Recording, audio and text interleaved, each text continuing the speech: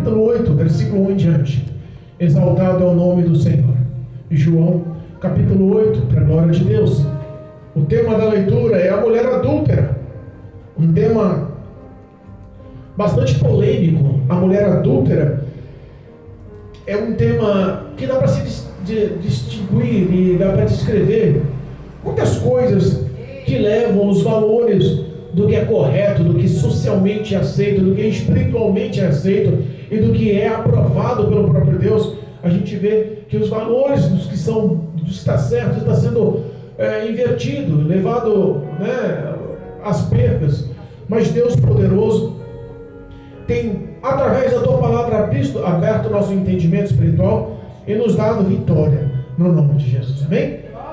Louvado seja Deus. Vamos ficar em pé? Vamos honrar o nome do Senhor Jesus, vamos honrar a presença do Senhor Jesus. Essa palavra é viva, irmãos. Essa palavra tem poder. Essa palavra não é um conto de fada, não é escrita num gibizinho por Maurício de Souza, não é escrita pelos grandes redatores, repórteres nos jornais e nas revistas de sucesso. Essa palavra é eficaz. Ela penetra na mente e no coração e transforma a vida do homem. E a principal ação dessa palavra chama-se Espírito Santo de Deus. Amém?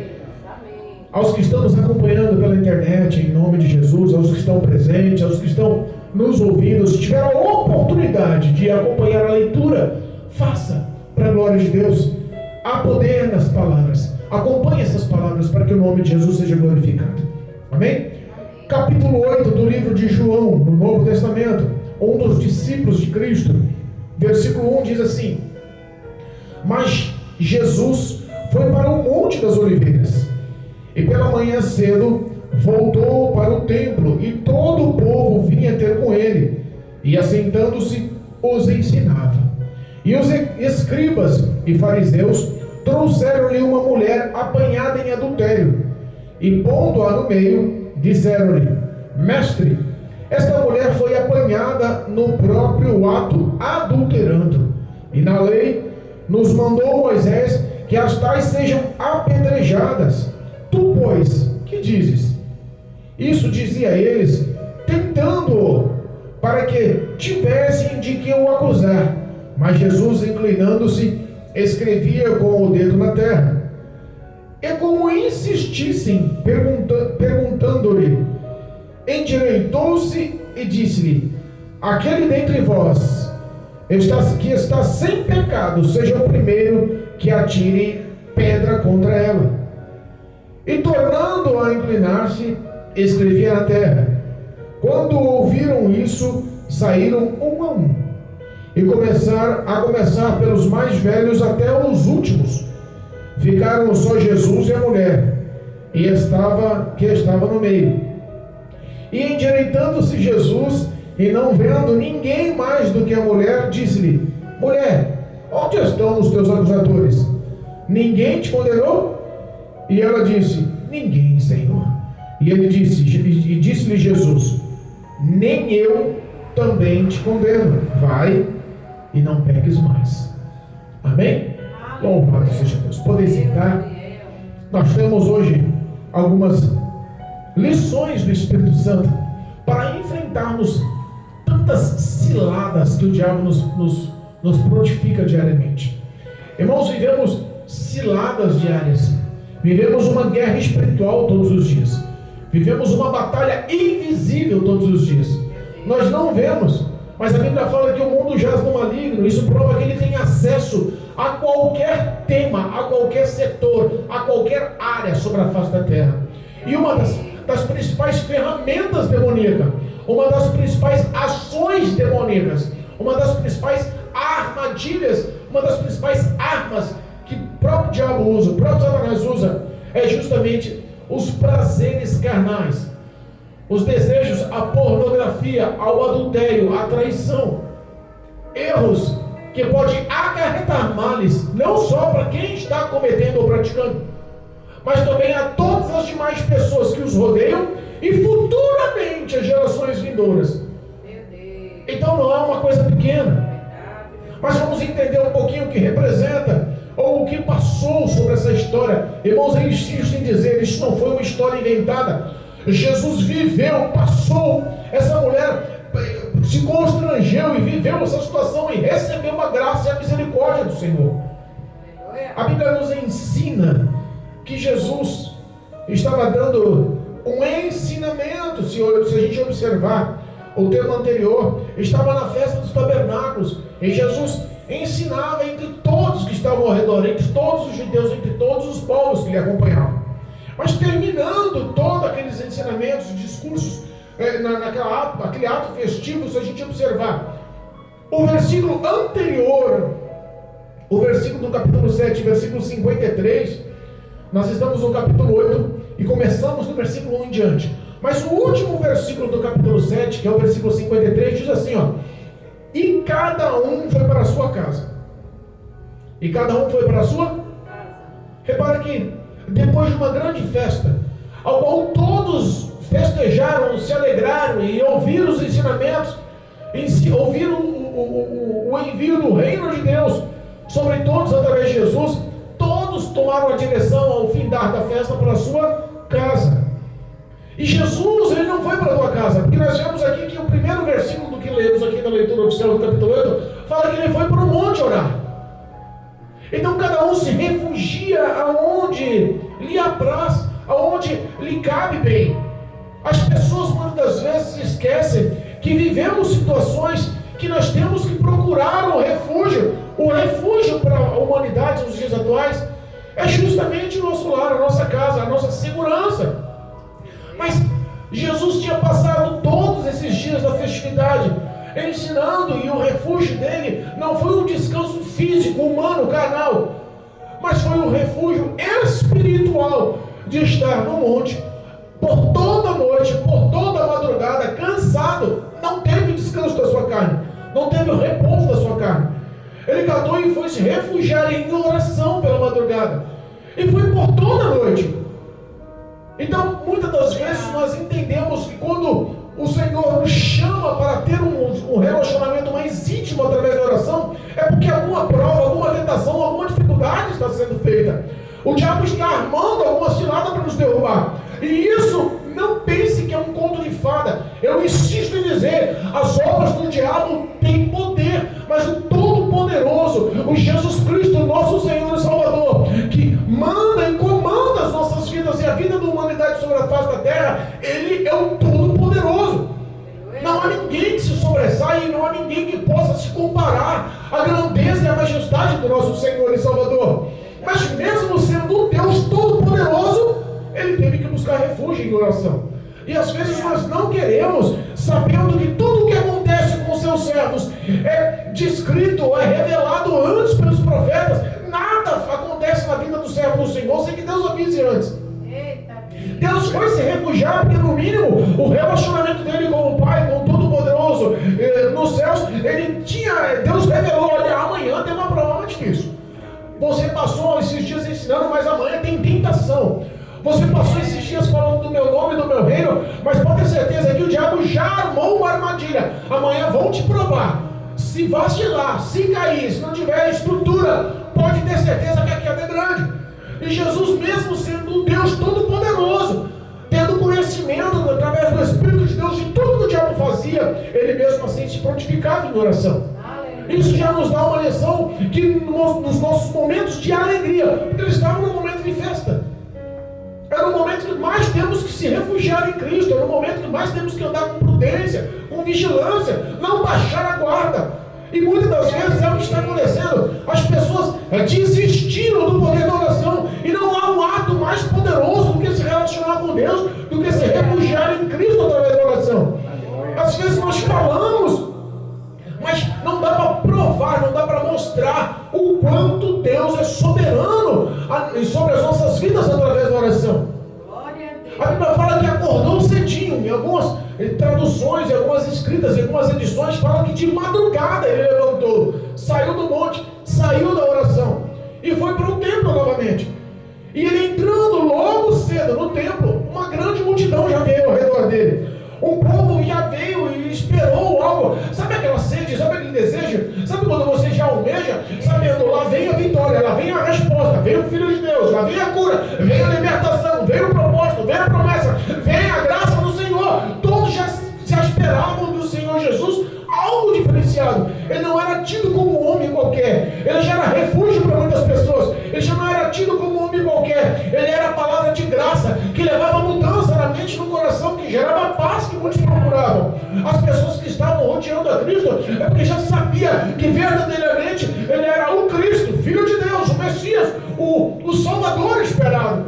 Muitos estavam no templo aguardando, ele chega e uma grande multidão rodeia. Imagino eu uma roda num grande templo. Imagino eu um monte de pessoas que circulou ao redor. Em vez dele tomar uma posição de exaltação, como estamos vendo hoje, as pessoas querem se destacar de uma forma de se sobressair. Se a gente vê as pessoas que vão palestrar, ou vão pregar, ou vão se mostrar em alguma ação, eles querem estar numa postura mais alta, para que todos vejam. Jesus dá mais uma lição de humildade. Abraão fala que ele aceitou-se no chão. Eita Deus. Qual que é mais difícil? Você enxergar uma pessoa que está no alto ou que está sentada no chão? Quando está sentada no chão e os outros estão em pé, você não consegue enxergar, mas você consegue ouvir. E a Bíblia fala que a ovelha reconhece a voz do seu pastor. Ele justamente queria chamar a atenção, porque quando os seus olhos podem ver, muitas das vezes a sua atenção não consegue atender. Mas quando a sua atenção está focada na voz, você já não tem outros locais para enxergar, somente se focar na voz. O que Jesus quer é a atenção do meu e do teu coração, para que não possamos cair do que o diabo tem forjado em nossas vidas. Temos 3 grandes inimigos, e às vezes a gente esquece disso. 3 grandes inimigos. O principal deles não é o diabo, o principal deles é a nossa carne. É os nossos desejos, é os nossos prazeres, é a nossa própria consciência de achar o que é certo e o que é errado, querer andar por trilhar por nossas próprias decisões. O segundo grande inimigo da nossa vida é o mundo, que oferece prazeres e incentiva os nossos desejos. E o terceiro grande inimigo é o próprio diabo, através dos demônios e ações que ele tenta fazer no mundo espiritual para afastar o homem de Deus. A Bíblia fala que Jesus senta no meio daquele povo e começa a ensinar. Mas se pegarmos a leitura do versículo 3 ao versículo 3, e os escribas e fariseus, quem trouxeram? Os escribas e os fariseus, justamente os hipócritas, os grandes, os sacerdotes, os doutores da lei, aqueles que eram temidos e respeitados pelo povo. Eles trouxeram uma mulher apanhada, adulterando, no ato do adultério. Pessoas que já estavam formulando estratégias para derrubar Jesus. Pessoas que não o aceitavam, que não o adoravam, que não o reconheciam. Já andou com pessoas que só querem o teu mal, mas querem estar do seu lado? Que só querem o teu mal, mas eles querem estar te acompanhando diariamente. Que quer o teu mal, mas se intitula teu amigo. Porque nós enxergamos que as palavras dele aqui, não foram palavras diferentes, mas foram palavras boas, aceitáveis. O versículo 4: e pondo-a no meio disseram: mestre. Nunca os discípulos, nunca os escribas e os fariseus teriam de coração a aceitação de Jesus como mestre e Senhor. Verdade. Não teriam. Aquilo ali forjava-se uma cilada, uma armadilha contra uma mulher. Mas a armadilha não era pela mulher, a armadilha era para o próprio Senhor. O odiado na história não era a adúltera, o odiado na história era a presença de Jesus Cristo. Mas muitas das vezes sofremos só por andar, ou defender, ou conhecer, ou viver o que apresenta a palavra de Jesus Cristo nos dias atuais. Verdade, meu Deus. Às vezes nós não entendemos, e a nossa visão humana é entender o seguinte: estava adulterando, estava errado, a lei manda. Nunca pensamos em se colocar no papel, na postura, na situação da pessoa de quem está errando. Esquecendo que se nós olharmos para si, somos muitas das vezes piores do que aquela pessoa. Talvez não naquele setor, mas em outros setores. Mas nunca queremos julgar-se a si mesmo. Nós nunca queremos examinar-se a si mesmo. Nós queremos simplesmente tomar a postura que somos maiores e melhores. É esse o papel de muito crente nos dias atuais. Pessoas que se intitulam maiores e melhores e não querem saber.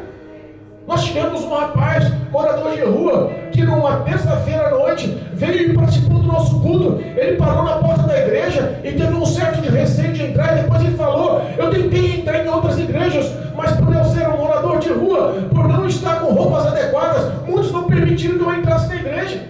Eita Deus, é assim. Não existe mais um ato fraterno, um amor verdadeiro. Ninguém quer se pôr na posição de quem está pecando. E no fundo, no íntimo do coração, também não querem olhar para si mesmo e achar que eles estão indébitos, porque na cabeça de quem se julga apto e perfeito, é a cabeça de quem está em plena comunhão com Deus.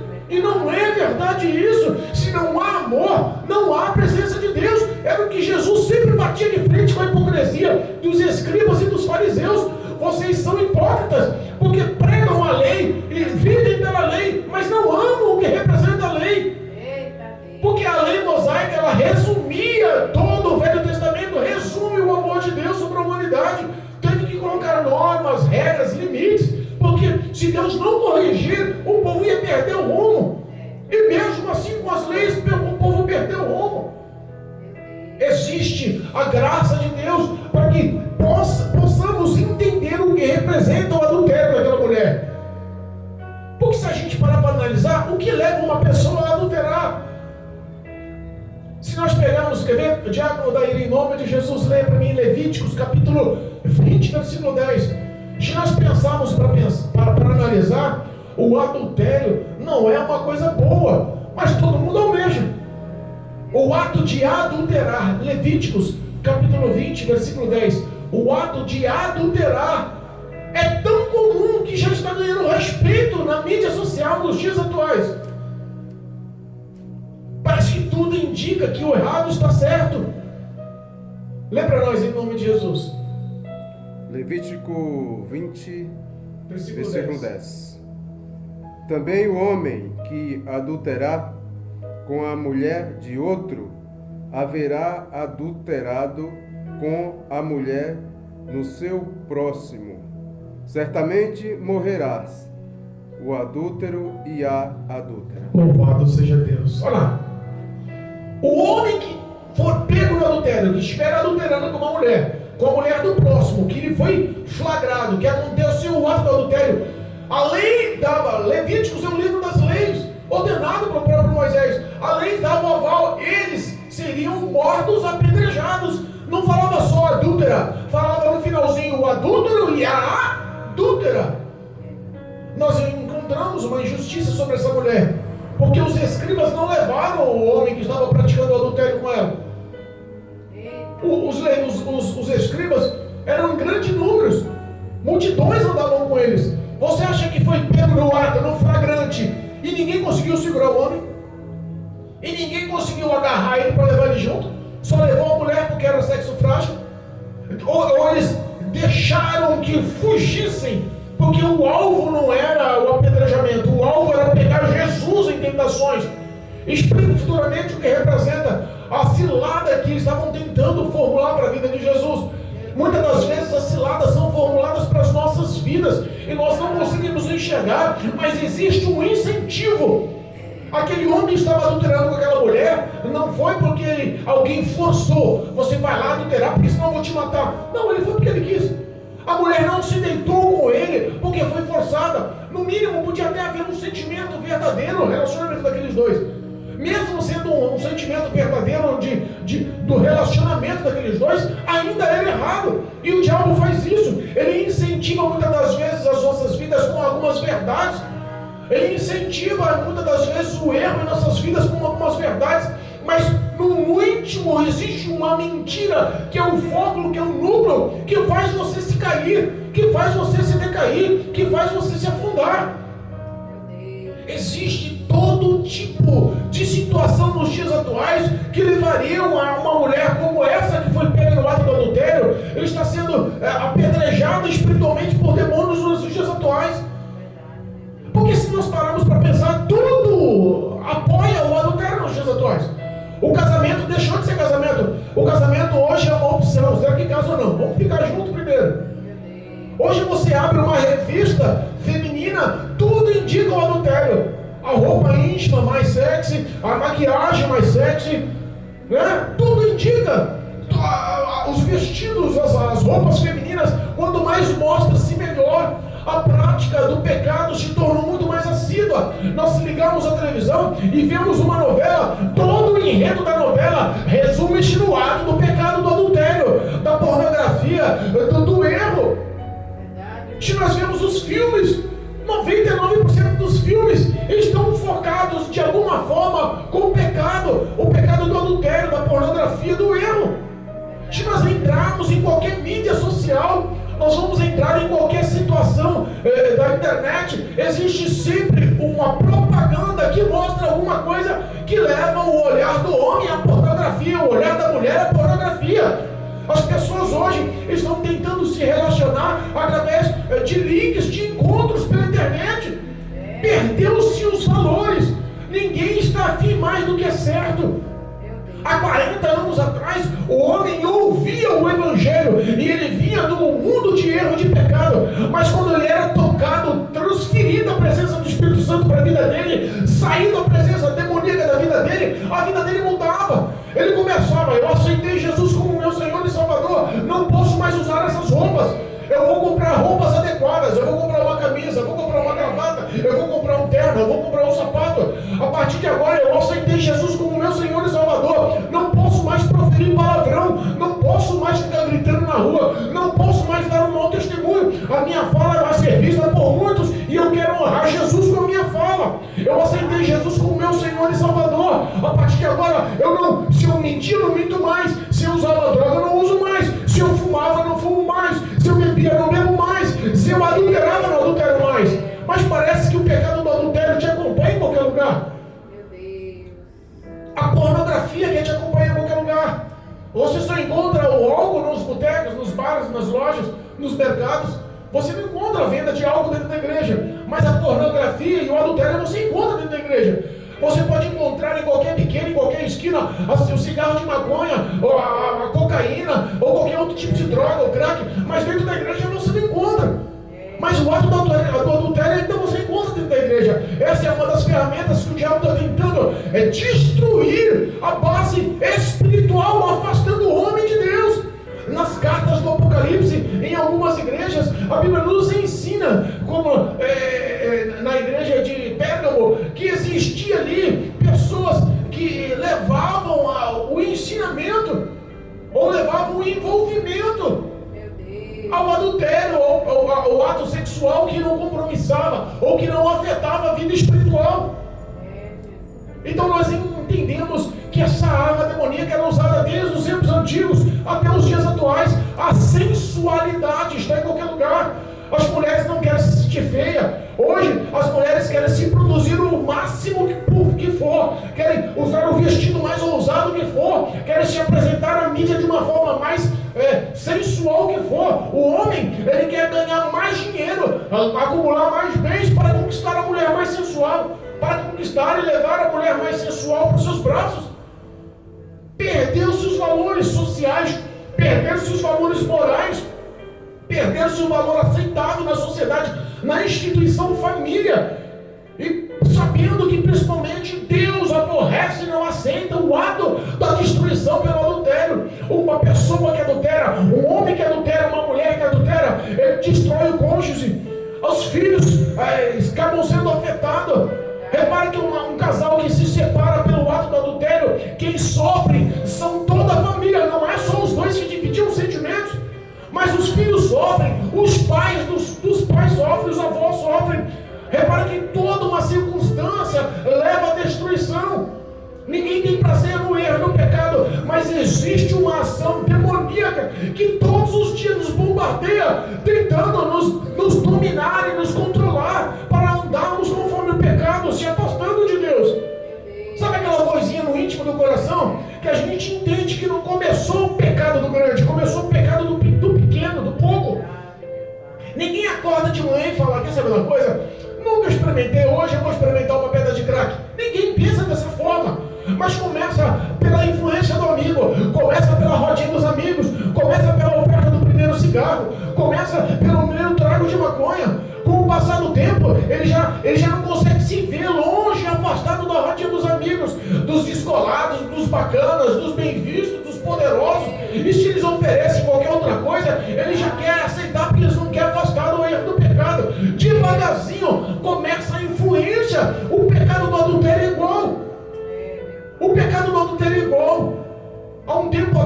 estávamos andando na rua e vemos uma roda de crianças.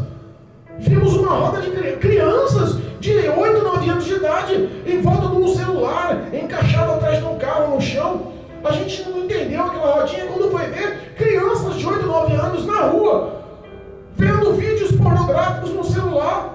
Você acha que o futuro de uma criança deve ser o quê? Você acha que não existe uma ação maligna, demônios que estão ali na orelha, falando, olha que gostoso, olha que certo, você tem que praticar, você tem que fazer. Você acha que o futuro dessa criança é como? Pai de família honrado. A Bíblia nos ensina, ensina o teu filho no caminho que se deve andar, que mesmo que envelheça, ele jamais se desviará desse caminho. Porque existe uma ação sobrenatural, Espírito de Deus, para nos defender e corrigir e dirigir os nossos passos para o que é certo. Aquela mulher, não sabemos o que aconteceu com ela, mas ela cometeu um adultério. A escolha foi dela. Ninguém obrigou. Ela não sabia que se ela pecasse e adulterasse, ela não poderia ser morta apedrejada. Nós não sabemos a consequência dos pecados. A gente sabe que o pecado, a tolerância do pecado é a morte, o salário do pecado é a morte. E isso não aconteceu só com essa mulher anônima, não. Aconteceu com grandes homens. A Bíblia nos ensina lá em 2 Samuel capítulo 11, quando fala que Davi, ele adulterou ao olhar Betseba tomando banho. Em uma voltinha nos palácios, em uma voltinha na sacada, na planície do palácio, ele viu em tempo de guerra, em vez de estar guerreando pelo povo, não. Decidiu pegar uma folga e viu uma mulher se banhando de longe. E viu Betseba tomando banho, viu Betseba nua tomando banho. Acendeu, eu imagino que a presença de Deus na hora saiu de Davi e chegou pertinho de Davi demônios e começou a incentivar e buzinar na orelha dele. E começou a incentivar, porque assim o diabo incentiva o pecado, influencia o pecado, começa a falar que o pecado é bom, o pecado é gostoso, você nunca mais vai esquecer do pecado, você tem que fazer o pecado. Eu imagino que aquele olhar que ele deu àquela mulher, Betseba tomando banho, foi uma influência tão maligna que ele não se controlou, decidiu desobedecer. E ele perguntou: quem é aquela que banha ali? E falaram: aquela é a mulher de Urias, que está na batalha honrando o reino. Ele fez porque fez, sabemos da história. Ele trouxe a mulher, adulterou com a mulher e formulou uma situação até que a morte do marido dela se realizasse.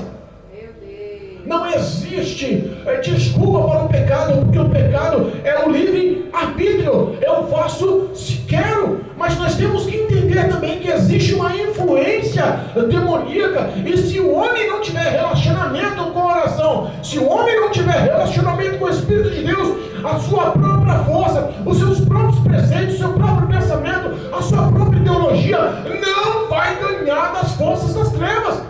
Tem que ter a intercessão de Deus. Aquela mulher, ela foi pega no ato do adultério porque ela não tinha relacionamento com Deus.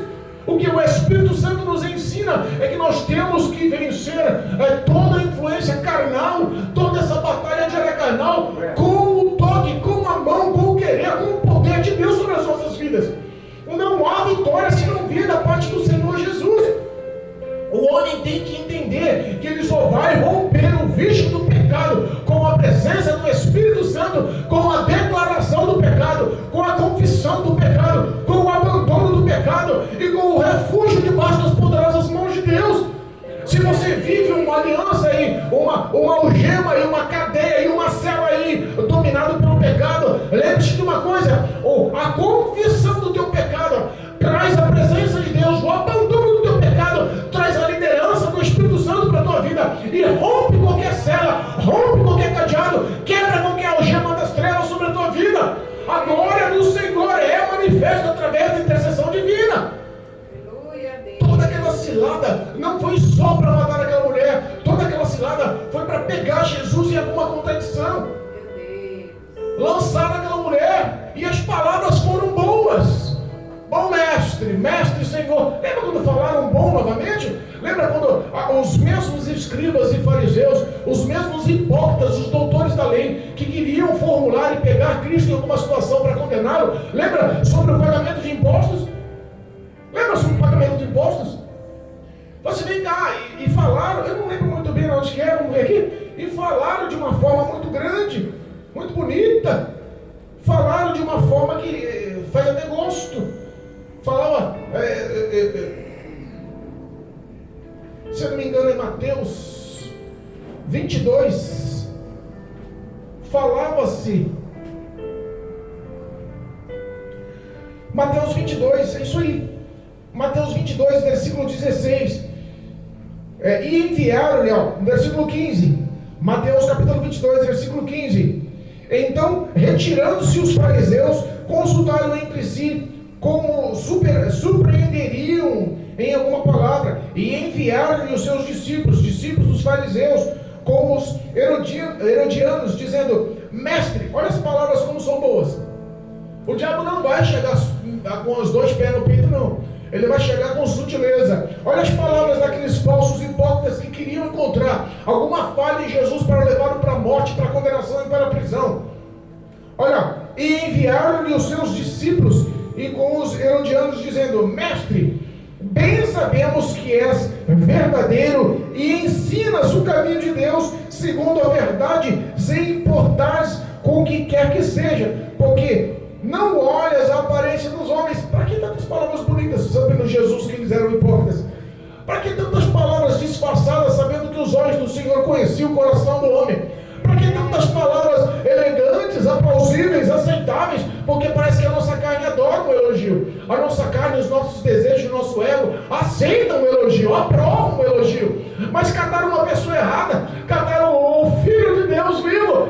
E Jesus, olhando para eles, falou assim: dize-nos, a pergunta que eles fizeram: dize-nos, pois, que te parece? É lícito pagar o tributo a César ou não?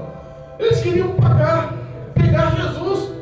E Jesus, conhecendo os pensamentos, responde assim, Jesus, porém, conhecendo a sua malícia ou a sua maldade, disse: por que me experimenteis dessa forma, seus hipócritas? Que palavra dura na cara! Por que vocês estão me testando desse jeito? Por que vocês estão agindo dessa forma? Você acha que eu não conheço? Porque se eles respondessem, se Jesus respondesse que não era digno pagar o imposto de César, o império, o exército romano prenderia Jesus por incentivar ou incitar o povo a não pagar os impostos. Mas se ele falasse: não, é digno pagar, e falasse sobre César, automaticamente eles falariam que a lei mosaica ficou em segundo plano, que ele estava apoiando o império romano contra os judeus. De uma forma ou de outra, eles queriam pegar Jesus numa pegadinha, mas a situação era tão crítica, e eles pensaram que sem saída, Jesus foi encurralado. Jesus olha e fala assim: mostra para mim essa moeda. E um dos fariseus mostrou: qual o rosto que está nessa moeda? De César. Tudo bem, é de César, dê a de César o que é de César, e dê a Deus o que é de Deus. Jesus, com a graça e a sabedoria, saiu e se esquivou. Da mesma forma, se nós pegarmos aqui a leitura oficial, era o que eles estavam planejando contra Jesus. Se pegarmos a leitura oficial, era o que eles estavam tentando formular contra Jesus. Eles estavam tentando formular uma ação que deixasse Jesus sem saída. E eles perguntam, quando lançam aquela mulher no meio da roda daquele povo que estava ouvindo Jesus, eles falam: olha, na lei de Moisés nos ensinam que eles tinham, os que são pegos em adultério têm que ser apedrejados. Você, mestre, o que diz? O que você acha? Da mesma forma, se Jesus falasse: cumpra-se a lei, ele estava ignorando a graça, e os seguidores dele iam se revoltar e parar de segui-lo. E se ele falasse: não cumpra-se a lei, a minha graça, a minha misericórdia basta para ela, eles iam incitar que eles estavam lutando contra a lei mosaica, e de uma ou de outra forma ele poderia ser apedrejado. Formou-se o ciclo novamente. Está aí a resposta da oração no monte, está aí a resposta do revestimento em oração, está aí a resposta do relacionamento com Deus, porque muitas das vezes o diabo forma ciclos e fecha ciladas contra as nossas vidas, que nós não conseguimos entender de onde vem a vitória, mas a Bíblia fala que a nossa vitória vem do alto, a nossa vitória vem dos céus. O homem, quando está cercado na terra, pode ter certeza que tem refúgio vindo dos céus. Não tem como o diabo e as trevas prevalecer contra aquele que tem uma vida de relacionamento com Deus.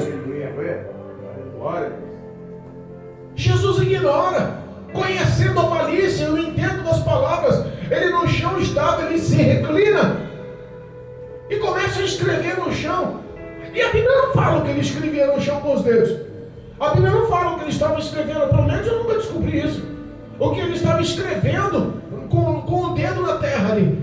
Mas a Bíblia fala que ele se reclinou, Marcelo, e começou a escrever com o dedo na terra. E o povo esperando uma resposta dele. E insistiram: mestre, e aí? O que você me diz? A pedreira? Não. Todo mundo ansioso. Agora eu te pego. Agora eu vou chamar o exército romano. Agora eu vou, se de uma forma ou de outra, se o exército romano não vir, a gente vai te grudar, te lançar para fora da cidade e vai matar você e ela na pedrada.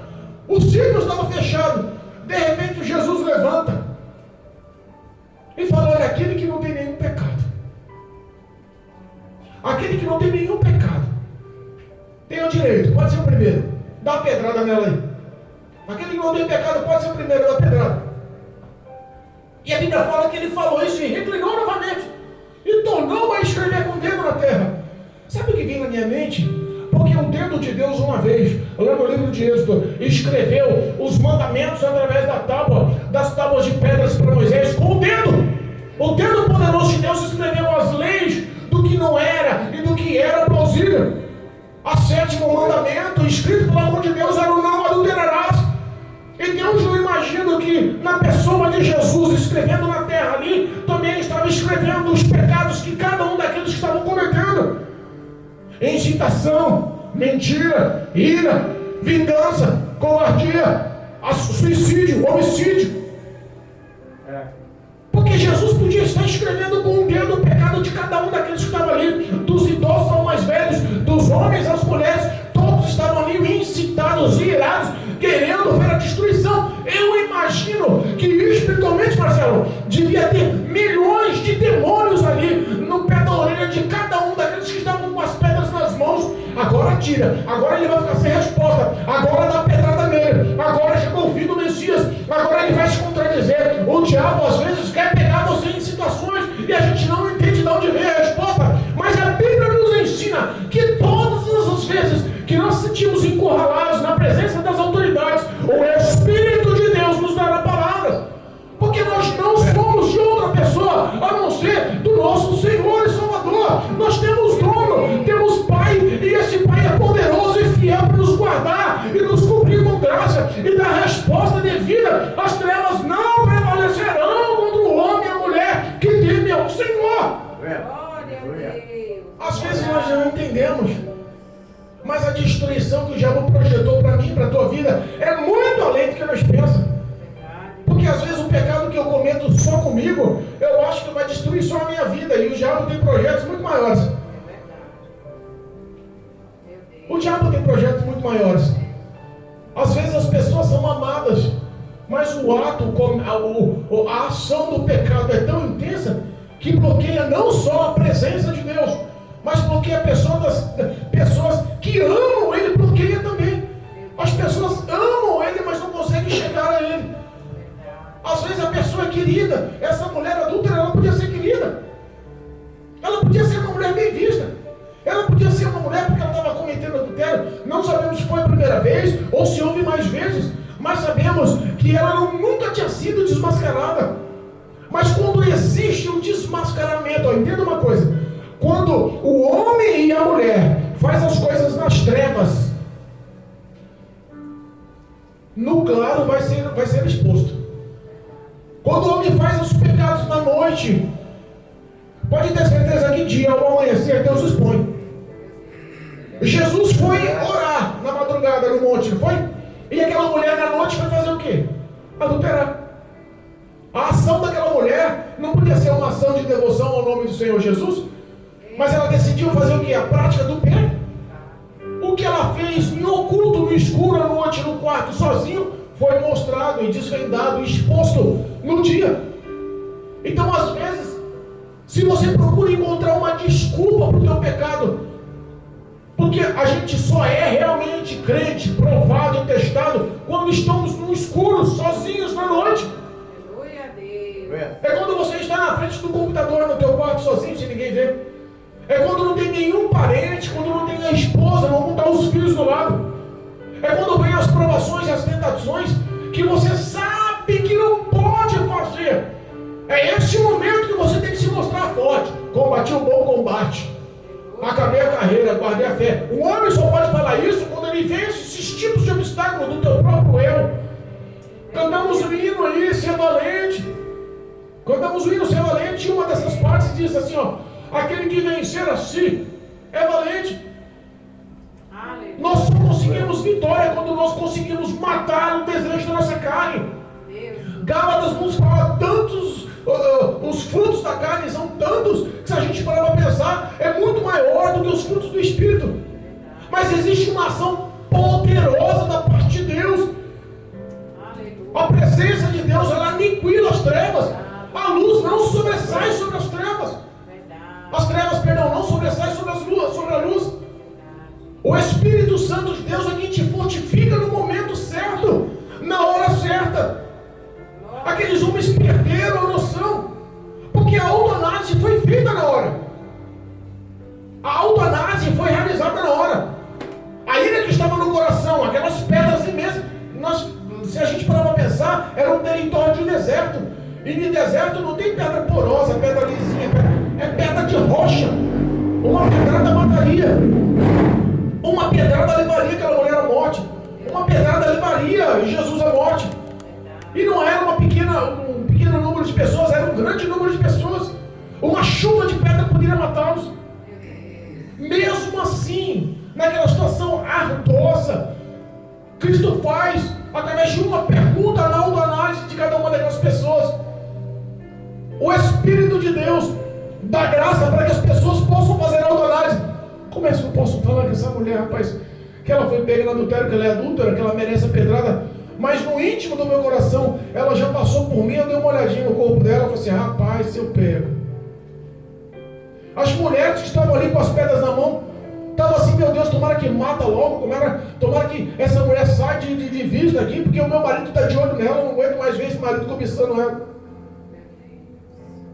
Então muitos pensamentos houve ali.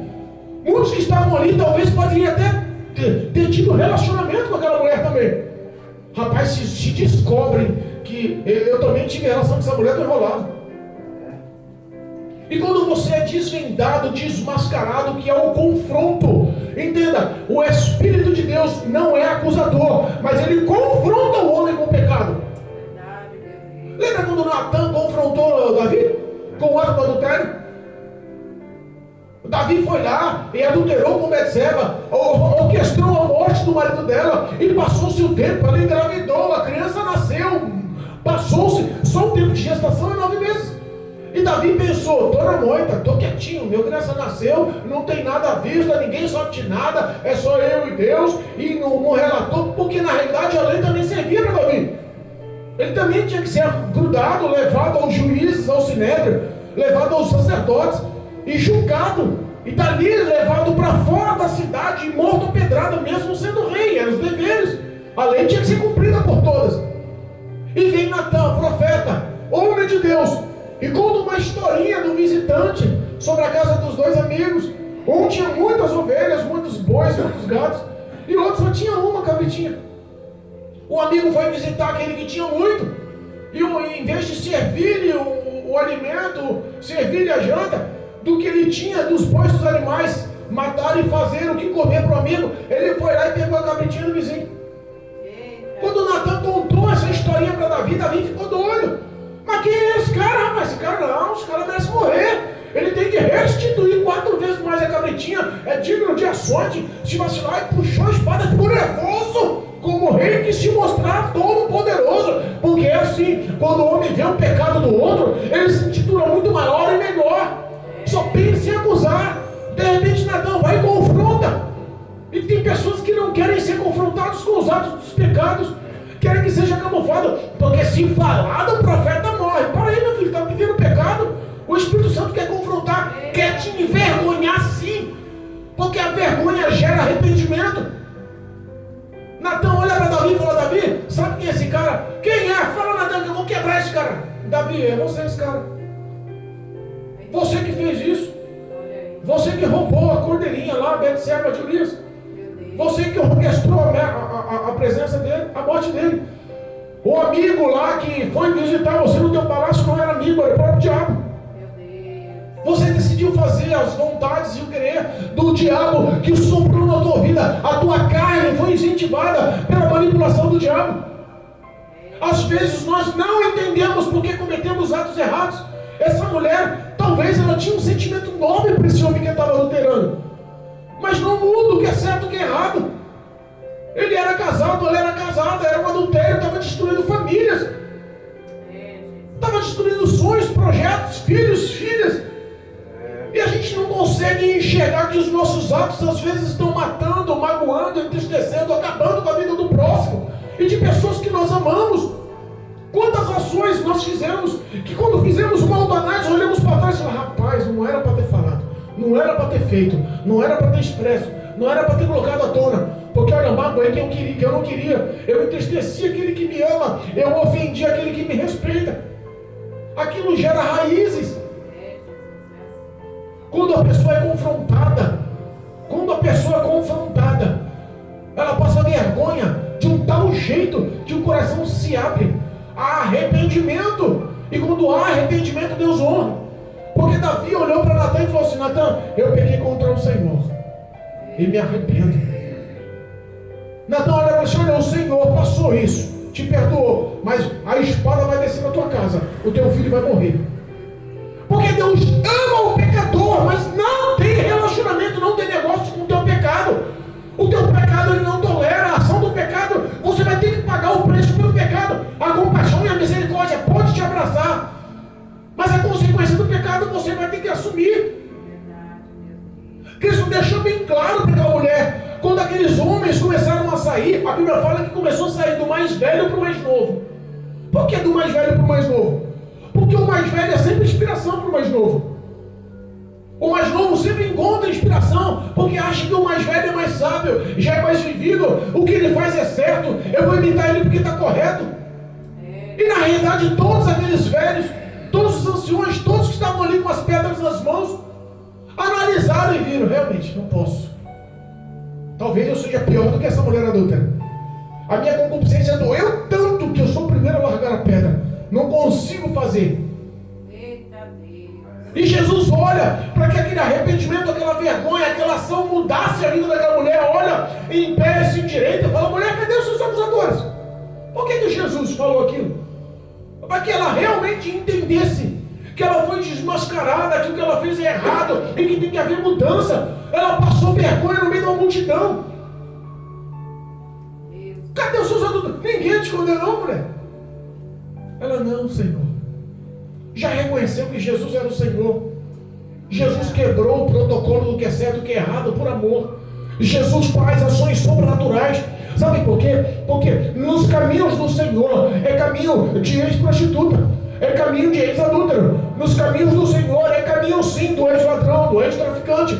O caminho do Senhor, o caminho da igreja, o caminho da cruz, o caminho estreito, o caminho que conduz à vida eterna é caminho de ex-sim, ex-viciado, ex-ladrão, ex-presidiário, ex-homossexual, é caminho sim, caminho de transformação, de renovo, caminho de mudança, caminho de glória, caminho de vitória, caminho de vida eterna, caminho que há perdão, compaixão, caminho que existe graça do Espírito de Deus.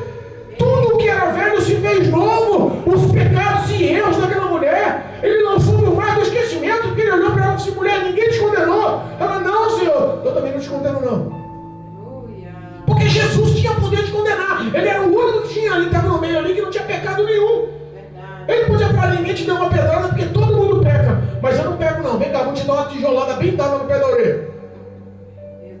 Mas a compaixão e a graça do Senhor, ele não quer saber do seu pecado. Ele está afim, é de salvação. Ele não veio para condenar. No próprio livro, o próprio João nos ensina que Jesus não veio para condenar o mundo. Ele não é juiz. Aqueles hipócritas, aqueles fariseus, pegando aquela mulher no ato do adultério, não era para levar para Jesus. Jesus não era juiz, Jesus não era sacerdote. Eles tinham que levar lá para o sinédrio, para os sacerdotes, para os juízes, para os indultos da lei, jogar aquela mulher. E se eles levassem aquela mulher para a presença dos juízes e ela fosse condenada a apedrejamento, Jesus não podia fazer nada. Jesus não tinha autoridade para condenar ninguém. É por isso que ele fala: ninguém te condenou, também não. Eu não estou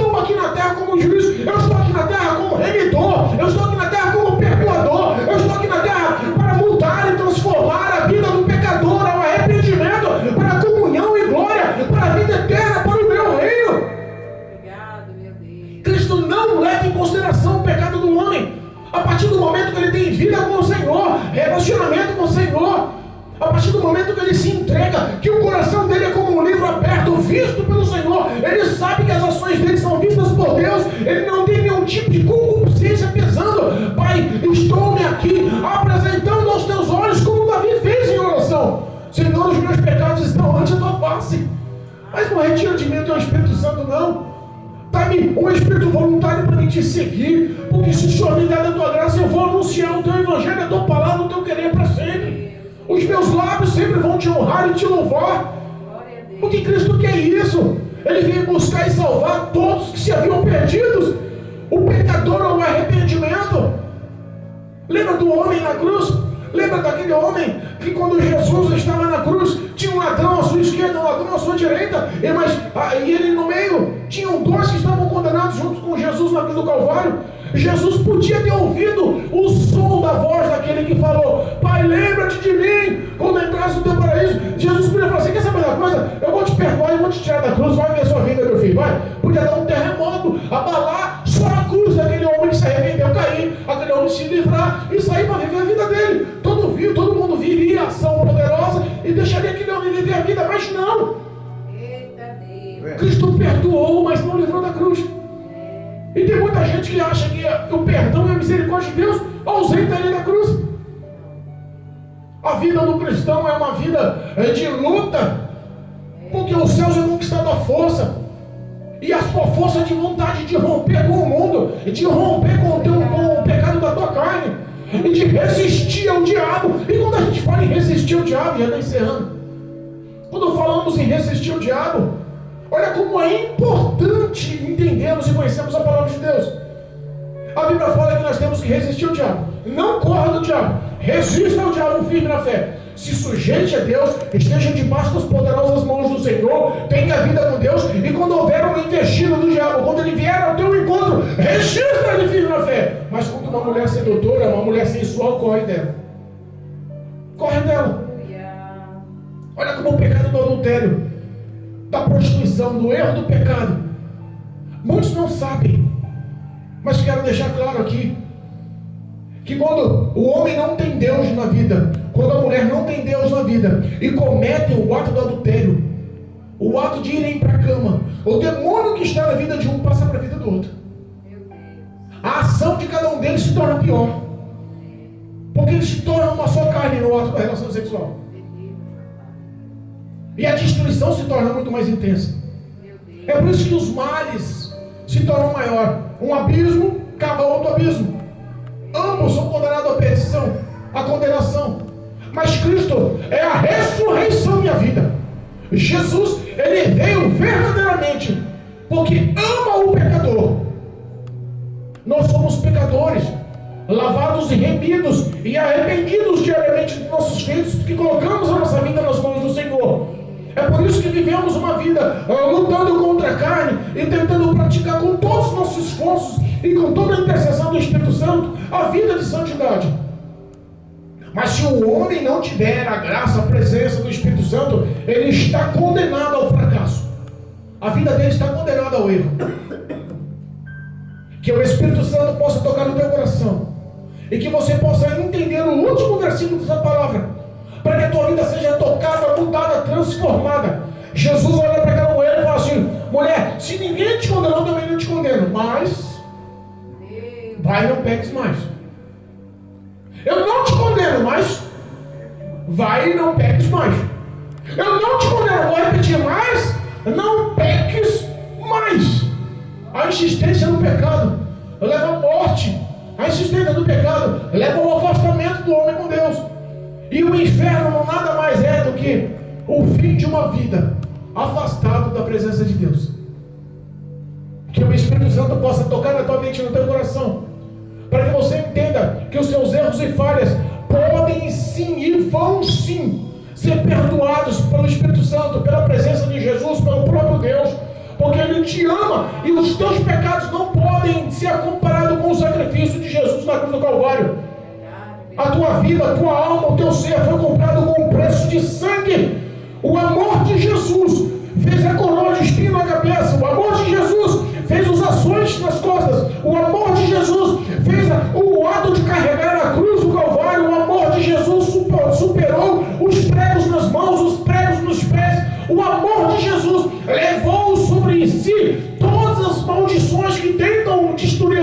vida, você é importante para Deus. O Espírito Santo te convida a ter relacionamento e vida eterna com o Senhor. Em nome de Jesus. Que a graça do Senhor possa lhe acompanhar. Que o Espírito Santo possa lhe dar a oportunidade de ter uma vida com Deus. Em nome de Jesus. Amém? Louvado seja Deus. Glorificado seja o nome do Senhor. Amém? Deus é bom, irmãos. Que o nome de Jesus seja exaltado, glorificado, bendito. Nós conhecemos que em outro tempo éramos, mas tudo se fez novo. Que o Espírito Santo que governa a minha vida possa governar a vida de todos que nos ouvem. Em nome de Jesus. Amém? Louvado seja Deus.